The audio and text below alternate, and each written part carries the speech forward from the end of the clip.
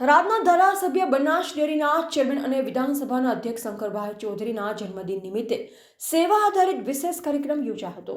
થરાદ શહેરના જાગેશ્વર મંદિર ખાતે આજે શંકરભાઈ ચૌધરીના જન્મદિવસના પાવન અવસર પર સેવા, સંસ્કાર અને સામાજિક જાગૃતિથી પરિપૂર્ણ કાર્યક્રમોનું આયોજન કરવામાં આવ્યું.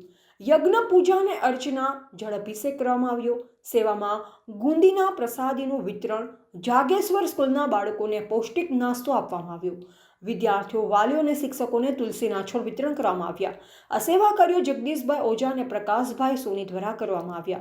આ પ્રસંગે શહેર પ્રમુખ જયમીનભાઈ પ્રજાપતિ, મહામંત્રી પ્રતાપભાઈ સોની, પૂર્વ પ્રમુખ અજયભાઈ ઓઝા, ઉપપ્રમુખ રવજીભાઈ રાઠોડ, પૂર્વ મહામંત્રી ભરતભાઈ રાઠોડ તેમજ સ્કૂલના પ્રિન્સિપાલ અને આગેવાનો ઉપસ્થિત રહ્યા. કાર્યક્રમ સેવાભાવ, સંસ્કાર અને સમાજ સંદેશ સાથે સંપન્ન થયો. રિપોર્ટર ચિરાગભાઈ સોની, વાવ, થરાદ.